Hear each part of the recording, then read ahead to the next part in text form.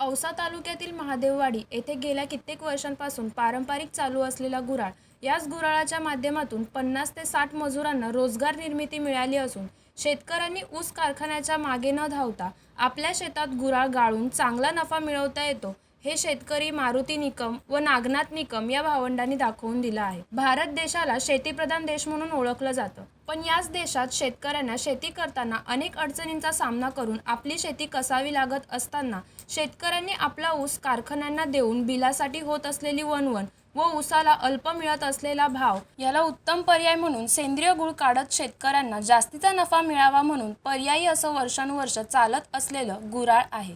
या गुऱ्हाळाच्या माध्यमातून महादेववाडी किन्नीथोर नव्हे तर आजूबाजूच्या गावातील शेतकऱ्यांचा ऊस आपल्या निकमच्या गुऱ्हाळात गाळप करून देतात. त्यामुळे परिसरातील शेतकऱ्यांनाही दिलीप निकम यांच्या गुळाचा फायदा होत असल्याचं शेतकऱ्यांनी सांगितलं. यावेळी किन्नीथोर सरपंच सुधाकर पाटील, शेतकरी मारुती निकम, मारुती दिलीप निकम, नागनाथ दिलीप निकम, शिवशंकर स्वामी, रामलिंग मुळे, कालिदास बंडे, शिवकुमार स्वामी, निळकंठ नागरे, मंगेश उळागडे, शुभम नागरे, मोहन सुरवसे, बालाजी नागरे, गुळव्या भाऊसाहेब धुमाळ, देवीदास बंडे, राजेंद्र स्वामी, दयानंद निकम, अभिजित सुरवसे, गुरुनाथ मुळे, रामकिसन मुळे, देवानंद साधले, गजानन साधले, अशोक सुरवसेसह शेतकरी उपस्थित होते. आणि ही कारखाना आम्ही पारंपरिक बऱ्याच दिवसापासून आमचे आजी पंजे बैल चरक होते त्यावेळेपासून गुळ तयार करायचं आम्हाला माहिती आणि आम्ही ती करतो. भलं करतो पण त्याला काही भाव नाही. आज मी त्याला काय गेलं तर भाव नाही, ती परवडत नाही, पण पर्याय नाही म्हणून ती करावं लागते. मला खरं सांगतो म्हणजे आपण काय नाही कुण्या पक्षाचे नाहीये, आपण एक शेतकरी आहोत.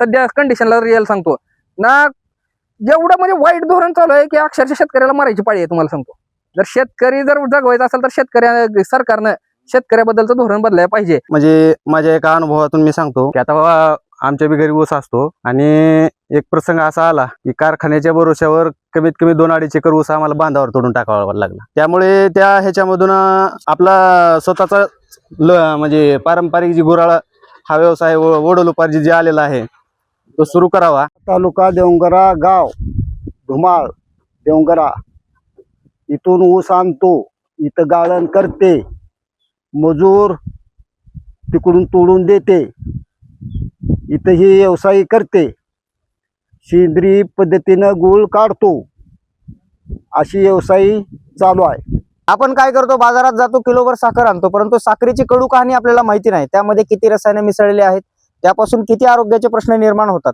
आणि खऱ्या अर्थानं महाराष्ट्राची जी संस्कृती आहे, जे कल्चर आहे, ते त्या हवामानानुसार आहार पद्धती सुद्धा आपली तयार झालेली आहे. उदाहरण जर घ्यायचं झालं तर आता नुकताच जानेवारी महिन्यामध्ये मकर संक्रांतीचा सण असतो आणि त्या दिवशी आपण तिळगुळ घ्या आणि गोड बोला असं म्हणतो. तिळगुळ खा आणि गोड बोला अशी संकल्पना आहे. तर गुळ का खायचा? कारण मकर राशीमधनं सूर्य जो आहे तो प्रवेश करत असतो आणि त्या वेळामध्ये शरीराला उष्णता गरजेची असते आणि त्याच्यासाठी गुळाचं महत्व फार मोठं आहे. परंतु आपण कारखानदारीच्या युगामध्ये आजकाल गुळ कुठेतरी नामशेष होत चाललेला आहे.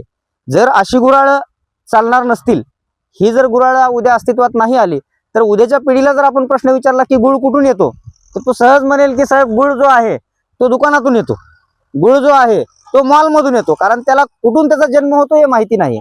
तर हा जो काही प्रक्रिया उद्योग आहे, याला व्हॅल्यू ॲडिशन सुद्धा आपण म्हणू शकतो. हा एक प्रक्रिया उद्योग आहे. यातून आपण ऊसाचा रस काढणे, रस काढल्याच्या नंतर 2 प्रकारे गुळ तयार केले जातात. जशी मागणी आहे, समजा एखाद्याला सेंद्रिय गुळ पाहिजे असेल तर त्यामध्ये मग भेंडी पावडर असेल किंवा इतर ऑर्गॅनिक म्हणजे आयुर्वेदिक हे वापरून मळी काढली जाते आणि त्यापासून तयार केलेला गुळ म्हणजे तो सेंद्रिय गुळ. जीवन बिराजदार, जनशक्ती, लातूर.